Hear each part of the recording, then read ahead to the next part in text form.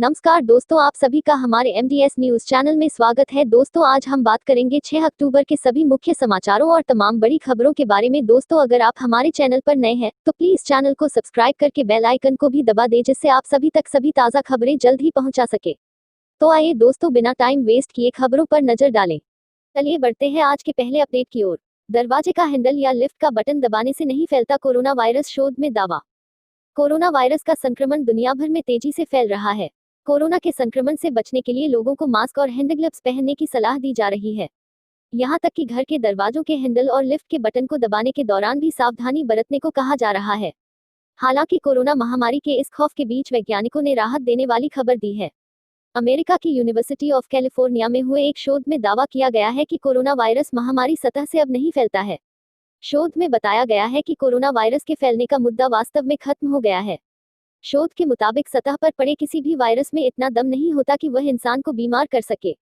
इस शोध में शामिल प्रोफेसर मोनिका गांधी ने कहा, कोरोना के प्रसार को रोकने के लिए हाथ धोने और अपने चेहरे को नहीं छूने से ज्यादा जरूरी कदम है सोशल डिस्टेंसिंग का पालन करना और मास्क पहनने की आदत डालना।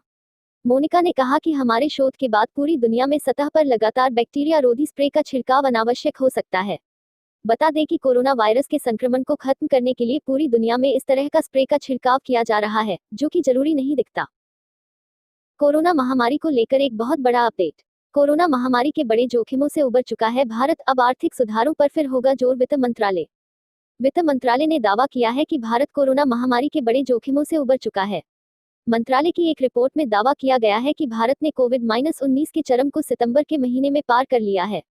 इसके लिए 17 सितंबर से 30 सितंबर के डेटा को आधार बनाया गया है। रिपोर्ट के अनुसार 14 दिन के आंकड़ों को देखने से पता चलता है कि देश में कोरोना का चरम समाप्त हो चुका है।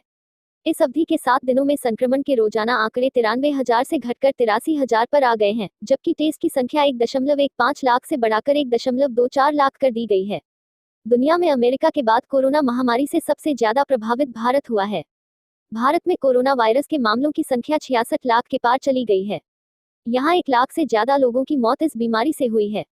भारत में 30 जनवरी को कोरोना का पहला मामला दर्ज किया गया था। हालांकि वित्त मंत्रालय ने अपनी रिपोर्ट में कहा कि महामारी खत्म होने में अभी समय है। बिहार इलेक्शंस को लेकर बड़ा अपडेट। बिहार इलेक्शंस 2020 एनडीए में सीट बंटवारे को लेकर खींचतान खत्म, जेडीयू ने दिए सिंबल। बिहार विधानसभा चुनाव की तारीखों के ऐलान के साथ ही एनडीए में चल रहे सीट बंटवारे को लेकर खींचतान अब खत्म हो गई है। जेडीयू ने अब पहले फेज के लिए उम्मीदवारों को सिंबल देना शुरू कर दिया है। राष्ट्रीय अध्यक्ष और बिहार के सीएम नीतीश कुमार के आवास पर इन उम्मीदवारों को पार्टी का सिंबल दिया जा रहा है।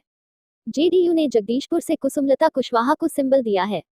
वहीं रोहतास के करहगर विधानसभा सीट से वशिष्ठ सिंह, मोकामा से राजीव लोचन और बरबीघा से सुदर्शन को जेडीयू का टिकट मिल रहा है। सूर्यगढ़ा से रामानंद मंडल को जदयू ने चुनावी मैदान में उतारा है, जबकि झाझा से दामोदर रावत को जेडीयू का सिंबल दिया जा रहा है। इन उम्मीदवारों को मिला सिंबल। सावित्री देवी चकाई से उम्मीदवार होंगी। जहानाबाद से सुदे यादव उम्मीदवार होंगे। शाहपुर से राहुल तिवारी, शिवानंद तिवारी के बेटे। जगदीशपुर से रामविशुन सिंह, शेखपुरा से विजय सम्राट, नोखा से अनिता देवी, रामगढ़ से सुधाकर, जगदानंद सिंह के बेटे। जमुई से विजय प्रकाश, झाझा से राजेंद्र यादव, बेलहर से रामदेव यादव, मखदुमपुर से सूबेदार दास, मधुबनी से समीर कुमार महासेठ। पूर्व मंत्री विजय प्रकाश जमुई विधानसभा। ओबरा विधानसभा से पूर्व केंद्रीय मंत्री कांति सिंह। गोह विधानसभा सीट से भीम सिंह। कोरोना आंकड़ों को लेकर बड़ा अपडेट। अक्टूबर में कोरोना केस पर लगी लगाम, देश में संक्रमितों का आंकड़ा 66 लाख के पार। देश में कोरोना वायरस के मामलों की संख्या में थोड़ी कमी आ रही है। पिछले 24 घंटे के अंदर कोविड-19 के 74,442 नए मामले सामने आए हैं। रविवार की तुलना में नए मामलों में मामूली गिरावट आई है। वहीं 903 लोगों की वायरस के कारण मौत हो गई है। यह जानकारी केंद्रीय स्वास्थ्य एवं परिवार कल्याण मंत्रालय ने दी है। देश में पिछले 24 घंटों में कोरोना वायरस के 74,442 नए मामलों के साथ 903 लोगों की मौत हुई है।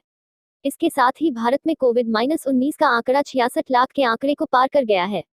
केंद्रीय स्वास्थ्य मंत्रालय की जानकारी के अनुसार कुल 66,23,816 मामलों में से 9,34,427 सक्रिय मामले हैं, जबकि 55,86,704 लोग ठीक हो चुके हैं और 1,02,685 लोगों की मौत हो चुकी है।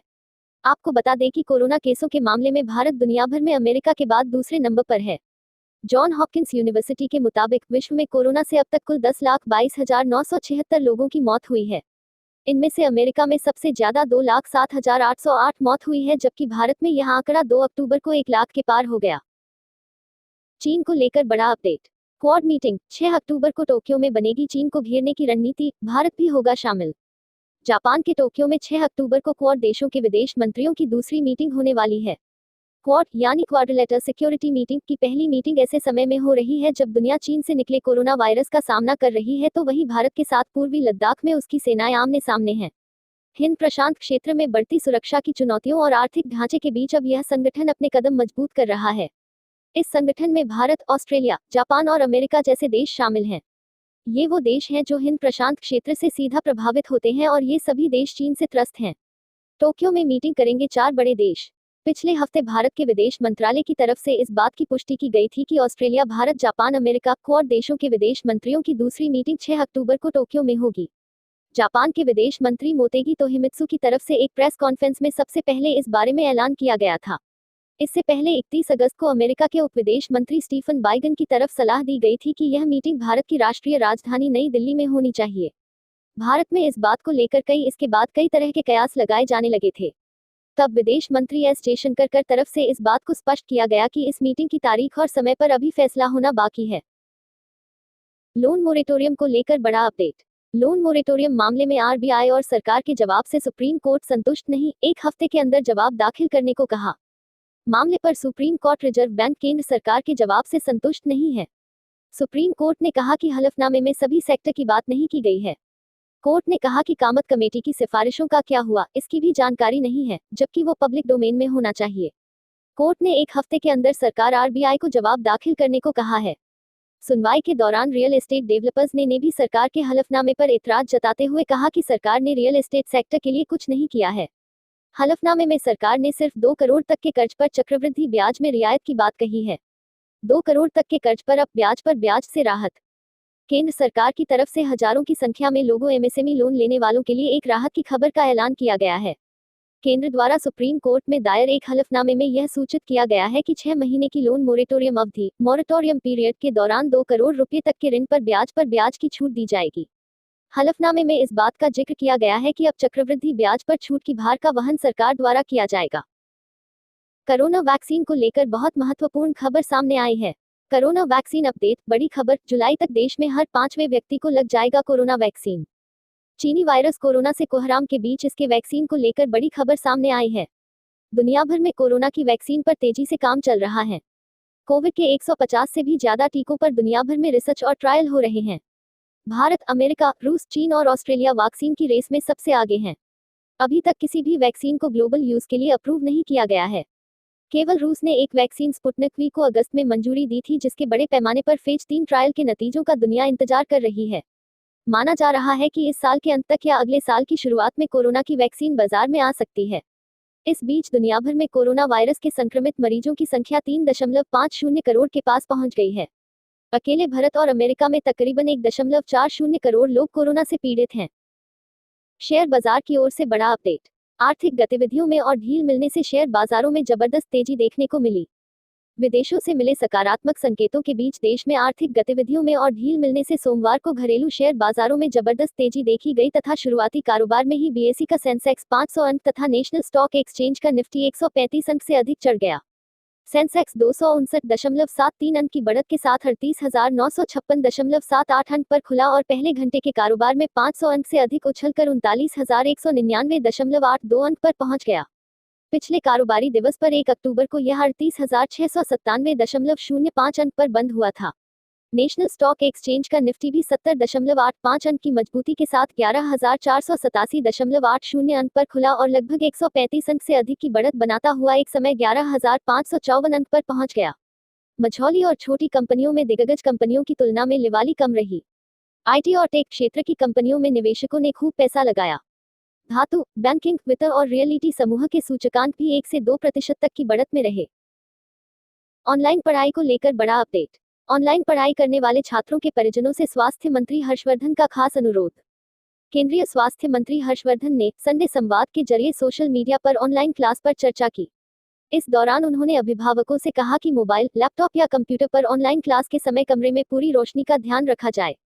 केंद्रीय स्वास्थ्य मंत्री ने कहा कि कमरे में रोशनी उचित होगी तो आंखों पर दबाव कम पड़ता है। साथ ही उन्होंने ऑनलाइन क्लास लगाने के टाइम का भी जिक्र किया। डॉक्टर हर्षवर्धन ने कहा कि नर्सरी के बच्चों के लिए एक दिन में ऑनलाइन क्लास का अधिकतम समय 30 मिनट तय किया गया है। वहीं फर्स्ट क्लास से 8वीं तक के बच्चों के लिए अधिकतम 45 मिनट के 2 सत्रों का संचालन किया जा सकता है। 9वीं से 12वीं के छात्रों के लिए अधिकतम 45 मिनट के 4 सत्र चलाने की अनुमति है। बता दें कि कोरोना संकट के बीच देश में स्कूल कॉलेज सब बंद हैं।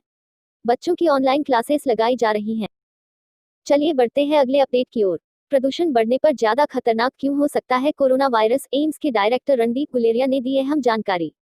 कोरोना महामारी के बीच दिल्ली एनसीआर में प्रदूषण का स्तर भी बढ़ने लगा है। प्रदूषण बढ़ने पर अक्सर सांस संबंधी बीमारियां बढ़ जाती है। क्या सर्दी के मौसम में प्रदूषण ज्यादा बढ़ने पर कोरोना और खतरनाक हो सकता है? इस विषय पर एम्स के डायरेक्टर डॉक्टर रणदीप गुलेरिया ने अहम जानकारी दी है। रणदीप गुलेरिया ने क्या कहा, जाने। रणदीप गुलेरिया ने कहा कि कुछ रिसर्च में यह बात सामने आई है कि प्रदूषण बढ़ने पर कोरोना वायरस हवा में अधिक देर रह सकता है। जिन लोगों को पहले से सांस लेने में दिक्कत या अस्थमा की बीमारी है, उन मरीजों के फेफड़ों में प्रदूषित कण जाने से सोरियासिस हो जाता है। इस वजह से फेफड़े में सूजन हो जाती है। सांस के मरीजों की बीमारी और गंभीर हो जाती है। ऐसे में अगर सांस के मरीजों कोरोना का संक्रमण होता है तो यह बेहद घातक होगा। इसलिए यह बेहद अहम है कि इस साल प्रदूषण के स्तर में कमी लाई जाए। कोरोना और प्रदूषण दोनों साथ साथ होगा तो लोगों की परेशानी और बढ़ेगी। चलिए दोस्तों, आज के लिए बस इतना ही। अब कल मिलेंगे देश भर की तमाम बड़ी व छोटी खबरों के साथ।